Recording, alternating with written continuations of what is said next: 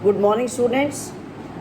Today, in our revision work, we will revise the chapter 4 of Snapshot, Albert Einstein at school.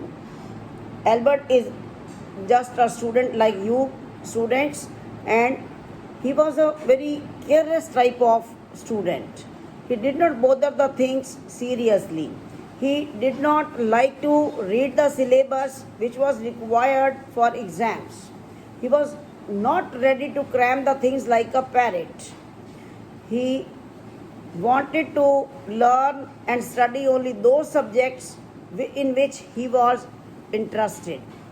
Now come to the chapter, first page. History class is going on and history teacher Mr. Braun is taking the lecture. He made Albert stand and ask one question. What was the question? As the lesson begins with an account of Albert with his history teacher, where the teacher asked him about the year, the date in which the Prussian defeated the French at War of Waterloo. As usual, Einstein does not remember it, to which Mr. Braun, history teacher, points out that the reason for this is because Einstein never bothers to learn them. Albert justifies that he finds it pointless, meaningless to digest dates because one can always look them up in books whenever needed. Open the book and see the date. There is nothing to learn it. The answer left Mr. Braun dumbstruck. He was speechless what the child is saying. And finally replies and tells him that similarly, most of the things being taught in school can be looked up in the books and there is no point in mugging up the facts. Einstein, without realizing that the statement was sarcastic, agrees with him. He could not understand that the teacher was making a remark or taunt on him. He agreed, yes, there is no use to learn the things which are already available in the book. Professor concludes that if Einstein does not see any point in grasping facts, then he should not also be a believer and follower of education. Albert very clearly replies that he is undoubtedly vested in the idea of education, but according to him, merely digesting facts is not education. The history teacher then, in an attempt to mock him, to make fun of him in front of the whole class, asks about his elaborate version, his definition of ideal education. Again, being very clear about his idea of education, Albert explains that it is useless to acquire knowledge on dates of battles and number of men that were compromised or killed. What is important is to read and analyze the reasons that were responsible for the battle and why they were fighting, why the two armies were fighting. Mr. Braun got extremely angry and interrupted Albert's speech and punished him to stay for one extra period in the school, even if it were of no use, no good to anyone, including Albert, neither to school, nor to teacher, nor to Albert. The teacher then calls him a disgrace, expressing his displeasure of having him around. Albert mentions that he does not want to be there either. The teacher then remarkably calls him an ungrateful boy, a thankless boy who should be ashamed, and suggests that his father to take him away from school. That afternoon, Albert was unhappy when he left school.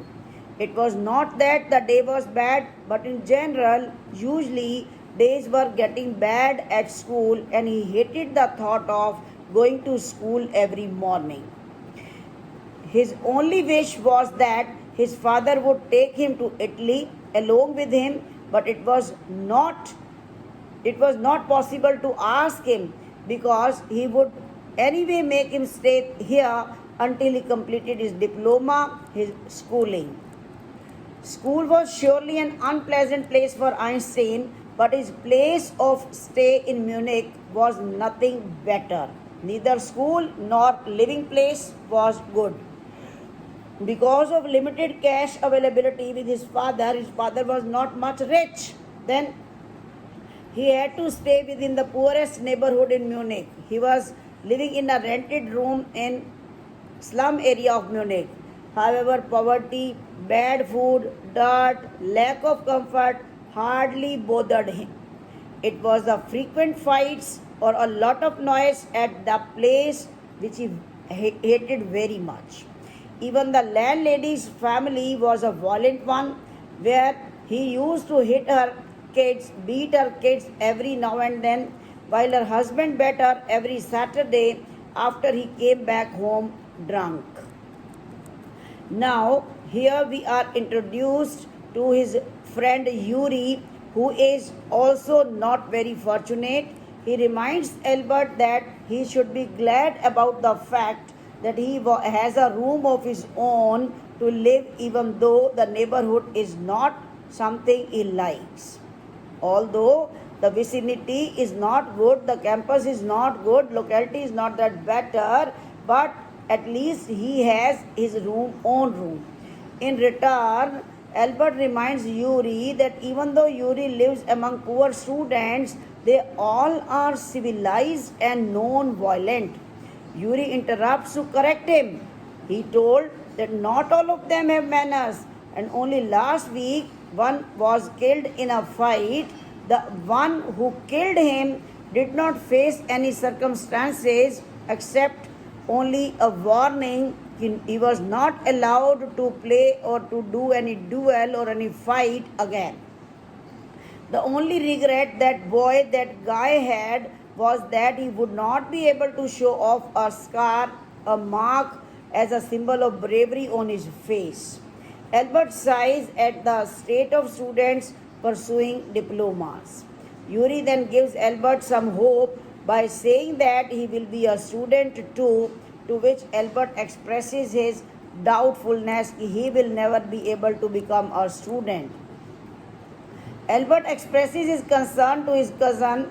He has one cousin, Elsa, who lived in Berlin normally, where her father had the business, but she used to come to see Albert every now and then. He told her that it is not very likely means possible for him to pass the exam. Elsa, who had come to visit Einstein in Munich, otherwise she lived in Berlin as I have told you, and she tried to convince Albert to learn just enough to pass the exams by learning and repeating facts, and that she had seen a lot of dull boys doing it. Albert again explained that learning things by heart is not the best suitable thing to him. Elsa presented her counter agreement that anyone can learn like a parrot, but for that one needs to try, which Albert does not. She then expresses an irony by mentioning that he always has a book under his arm. And what is that then? Albert tells her that it is a book on geology which is not taught in school. He adds that they are hardly taught science at school. Elsa does not understand why he is reading the book if it is not the part of his curriculum, of his syllabus. Albert clarifies that he likes studying science and considers it a reason good enough to read it. Elsa understands this but also warns him that it is not going to help him in passing his diploma. Okay, student, we will continue the chapter in the next lecture, and up to this page, this paragraph, you go through the story once again. Thank you.